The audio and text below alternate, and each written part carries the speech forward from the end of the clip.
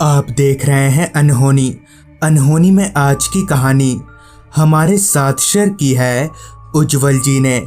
तो चलिए बढ़ते हैं आज की इस कहानी की ओर। हर रात की तरह ही उस रात भी मैं जब अपने काम से निकला तो वक्त हो रहा था रात के 8:45 का। मेरे गांव में 8:45 बजना यानी काफ़ी रात, जिस पर मेरे एक दोस्त अमर ने कहा, यार आज काफ़ी काम था, मेरा पूरा शरीर टूट गया है। जिस पर मैंने कहा, हाँ यार, दरअसल मैं और अमर हम दोनों का घर आसपास ही है और हम गांव से बाहर एक चावल के गोदाम में काम करते हैं। खैर, रास्ता पूरी तरह से सुनसान था और उस पूरे रास्ते में हम दोनों के अलावा और कोई परिंदा भी पर नहीं मार रहा था।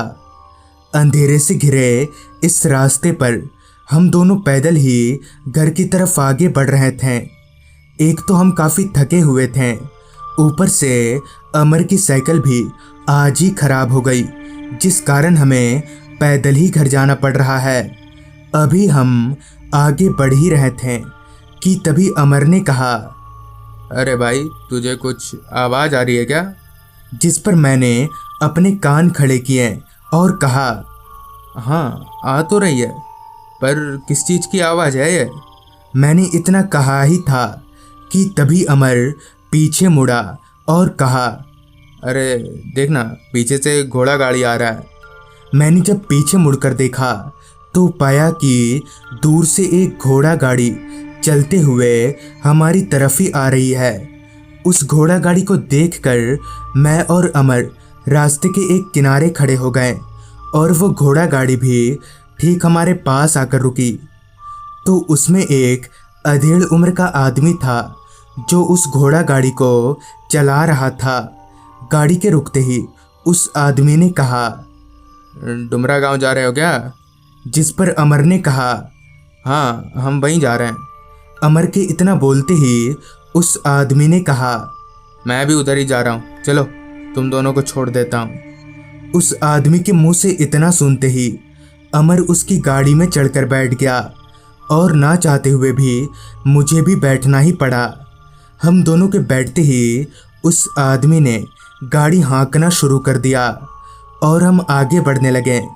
मगर ना जाने मुझे थोड़ा अजीब सा लग रहा था, क्योंकि ना तो ये आदमी हमारे गांव का था और ना ही हमारे में से किसी के पास घोड़ा गाड़ी था। तो ये आदमी था कौन? जिस पर मैंने उस आदमी से पूछा, आपका नाम क्या है और आप कहाँ रहते हैं? जिस पर उस आदमी ने बताया कि उसका नाम मदन है और वो हमारे गांव के बाहर एक छोटी सी बस्ती में रहता है।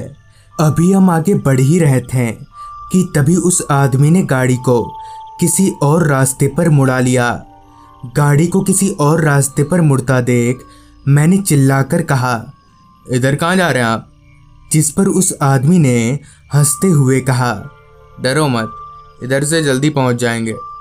वो रास्ता जिस पर अभी हम आगे बढ़ रहे थे वो और भी ज़्यादा सुनसान और अंधेरे में डूबा हुआ था।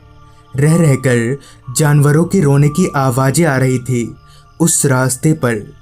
अब मुझे भी थोड़ा थोड़ा डर लगने लगा था कि तभी उस आदमी ने एकदम से गाड़ी को रोक दिया और नीचे उतरकर कहा, रुको मैं अभी आता हूँ। और इतना बोलकर वो आदमी जंगलों के भीतर चला गया। अंदर ही अंदर मेरा डर और भी बढ़ने लगा। जिस पर मैंने अमर से कहा, कहीं हमने इसकी गाड़ी में बैठकर कोई बड़ी मुसीबत तो नहीं मोल ली ना? इस पर अमर ने कहा, क्या बकवास कर रहा है तू? अब उस आदमी को गए हुए काफ़ी वक्त हो गया था। जिस पर हम दोनों ने तय किया कि जंगल के अंदर जाकर देखते हैं कि वो आदमी गया तो गया कहाँ। घोड़ा गाड़ी से उतरकर हम दोनों जंगल के भीतर गए तो पूरा जंगल लंबे लंबे पेड़ और घने अंधेरे से घिरा हुआ था। जंगल इतना सुनसान था कि पैरों के नीचे आ रही सूखे पत्तों की आवाज़ भी हमें साफ साफ सुनाई पड़ रही थी, मगर वो आदमी कहीं दिख नहीं रहा था। तो हम अमर के जिद के कारण थोड़ा और अंदर गए कि तभी मेरी नज़र उस आदमी पर गई जो दूसरी तरफ मुंह करके एक बड़े से पेड़ के नीचे बैठा हुआ था। उस आदमी को देखकर मेरा पारा चढ़ गया, जिस पर मैंने अमर से कहा, देख, हमें अभी आता हूँ बोलकर खुद यहाँ बैठ गया है। अब अमर को भी गुस्सा आ रहा था, तो हम दोनों उस आदमी के पास गए और कहा, अरे भाई साहब, जब जाना ही नहीं था तो हमें बिठाया क्यों? हमने 2-3 बार बोलने के बावजूद भी ना तो वो आदमी कुछ बोला और ना ही हमारी तरफ पलटा। फिर जब मैंने उसके कंधे पर हाथ रखा तो मेरे होश ही उड़ गए। मेरा हाथ उस आदमी के शरीर के आर पार हो गया। मगर ये कैसे हो सकता है कि तभी वो आदमी हमारी तरफ पलटा, जिसका चेहरा देखकर मेरा पूरा शरीर ठंडा पड़ गया और डर के मारे मेरी दिल की धड़कनें बुलेट ट्रेन से भी तेज हो गईं। दरअसल उस आदमी का चेहरा आधा खाया हुआ था और उसकी आंखें बाहर लटक रही थीं कि तभी अमर ने चिल्लाकर भागने को कहा, मगर मेरा पैर मानो जमसा गया था। भागना तो दूर, ठीक से मैं खड़ा तक नहीं हो पा रहा था। किसी तरह से मैंने खुद को संभाला और अमर के साथ दौड़कर भागने लगा। हम इतने डरे हुए थे कि हम भागकर किधर जा रहे थे पता ही नहीं चल रहा था। बस अपनी जान बचाकर दौड़े जा रहे थे।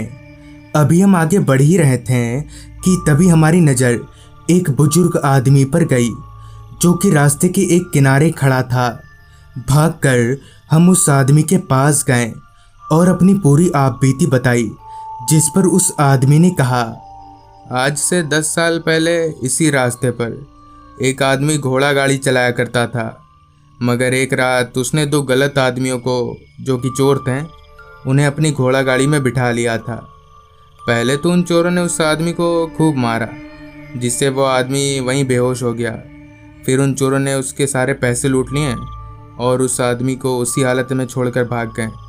जंगली इलाका होने के कारण उस बेहोश आदमी को जानवरों ने नोच खाया और तब से उसकी आत्मा इसी रास्ते पर भटकती है और जब तक उन चोरों को मारकर अपना बदला पूरा ना कर ले, तब तक वो यहीं भटकती रहेगी।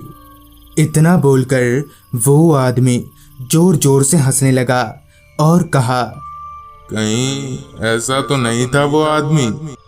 उस बुजुर्ग आदमी के इतना बोलते ही उसका चेहरा उस भूत की तरह बदलने लगा और वो बुजुर्ग आदमी हूबहू उस भूत में तब्दील हो गया। ये देखकर हमारे शरीर में वापस से करंट दौड़ने लगा। डर के मारे हमारे पैर कपकपाने लगे थे। हम फिर से भागने लगे। अब हमें अपने आप को मरा हुआ मान चुके थे कि तभी हमें कुछ ही दूरी पर कुछ जलता हुआ नजर आया। दौड़कर हम उस आग के पास गए तो देखा कि एक साधु बाबा हवन कुंड के पास बैठे हुए हैं।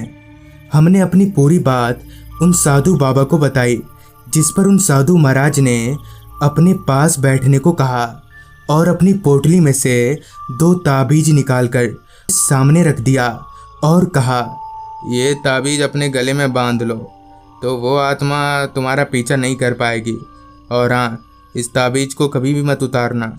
फिर हम दोनों उस ताबीज की मदद से घर आ गए। रास्ते में वो आत्मा हमें दिख तो रही थी, मगर हमारा कुछ बिगाड़ नहीं पा रही थी। तो इस तरह से उस रात हमारी जान बच गई। तो दोस्तों, ये थी आज की कहानी। अगर आपके पास भी ऐसी ही कोई कहानियाँ हैं तो हमारे साथ ज़रूर शेयर करें। तो मैं आर्यन जल्द ही मिलूँगा आपसे ऐसी ही एक कहानी के साथ।